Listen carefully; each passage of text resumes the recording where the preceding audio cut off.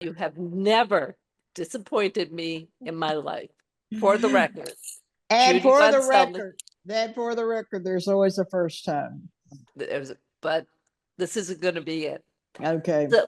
So anyhow, my friend, hi everybody. Welcome back to the Empowerment Series. I'm so thrilled to have my friend and mentor, Judee von Seldeneck, here with us today. And before I introduce Judee, as you all know, this series is empowering all of us and hearing from great leaders like Judee about how they better themselves. And look, we're hearing from all of you that you love hearing from our great leaders, whether it's a health scare, whether it was the election, and no matter what political aisle, side of the aisle you were on, whether it's a personal issue, it doesn't matter. You're all tend to be very excited about what is going on with the series and hearing from our great leaders. So with that, I'd like to introduce Judee von Seldeneck from my perspective. She's not only a wonderful friend and mentor, but she is the great leader of Diversified Search Group.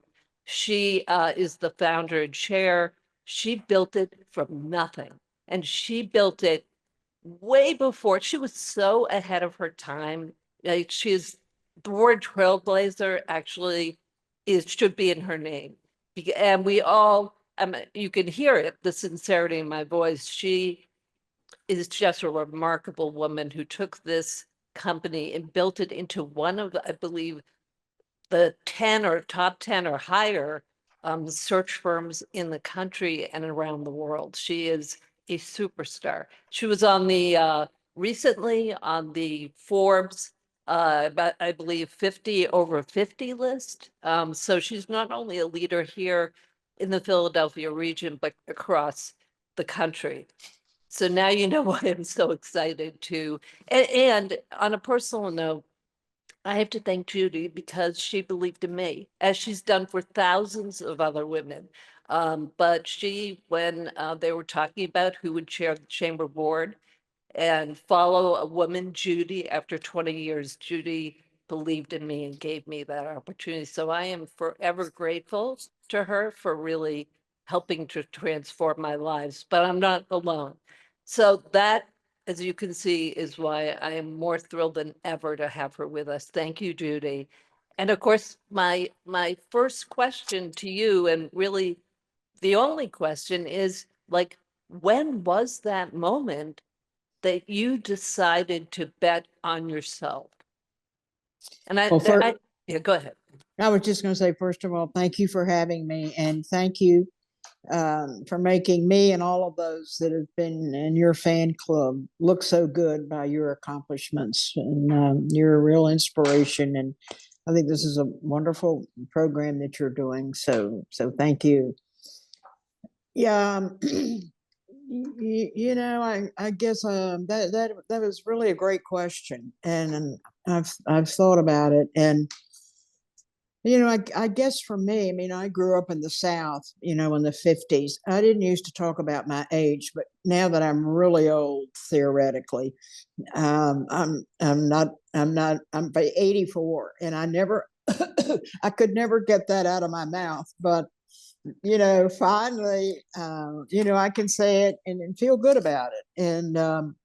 And so when I look back, when I started out back in the 50s, I mean, women were supposed to be, in the bedroom or the kitchen, and they surely weren't supposed to be working and, venturing into the man's world. But I did. And I guess the moment when I was thinking about this, the biggest risk that I took was when I graduated from college, from the University of North Carolina in Chapel Hill, which was, great school, party school. I was president of the drinking club, and I was a CIO, and that's where the party girls were. And we had a blast. And I barely got through college. I flunked math twice, and I got a D in economics.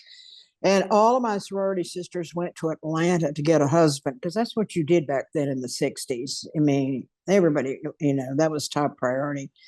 for me, John Kennedy was president of the United States, and I majored in political science. It's the only thing that I got an A in. And I just thought Washington seemed so exciting. I didn't know anybody there. I had no job, and I decided to go there. And in the early '60s, and it just set the path for my whole life. And I ended spending, oh my gosh, like 20 years or something there. And I ended up working for Walter Mondale, who was a senator from Minnesota who became vice president of the United States. And just the whole experience there just had an enormous impact on me. And it was a time of the civil rights. This was in the early 10 years, not 20, from like 62 to 72 when I got married. Finally, everybody was a wreck that I would never get married. So I decided to give it a shot. And here I am 50 years later with the same guy. But anyway, that was a really critical time in history with civil rights, Vietnam War. There was a demonstration every day on the Hill. I became expert in understanding how to organize demonstrations. And when I was chair of the chamber, I organized one in Philadelphia. We marched on City Hall, as you'll recall. Famous. Not famous, but no, but that was really sort of the risk. And all of my support group, all of my friends, nobody was there, and it turned out to be the best decision of my life.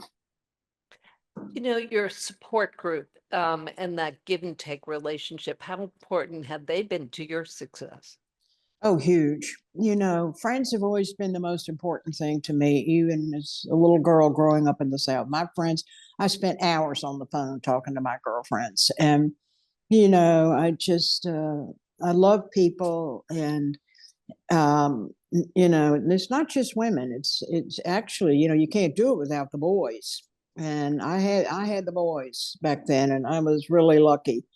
And it made a huge difference. One quick story: when I was working for Walter Mondale, when I became his personal secretary, the administrative assistant, Michael Berman, said, you're going to have to take dictation. I said, I don't take dictation. I don't know how to take dictation. He said, well, you just go in there and pretend like you're taking it and scribble on that pad, and I'll be outside the door and I will take it.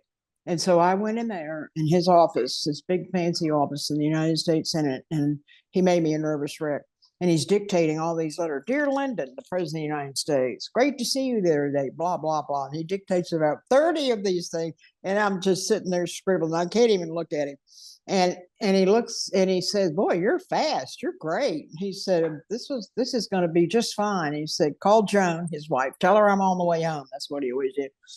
And so I got out, and Michael Berman, he said, not to worry. So I sat down at my red Selectric typewriter, and he read to me all these 30 letters, which I typed perfectly. And the next morning when Mondale came in, they were all there. And he said, oh, this is awesome. And so Mike Berman came in and he said, Senator, we should use Judee to do scheduling. Here's a dictaphone. And why don't you just dictate into that? And it's the best use of everybody's time. He said, okay, fine. So that's what happened. I never said a word. 10 years later at my goodbye party, he gets up, to say some things. And he said, I never told Judee this, but I knew from day one she wasn't taking dictation. So I love it. That's a guy, he saved me. Michael Berman, he saved me.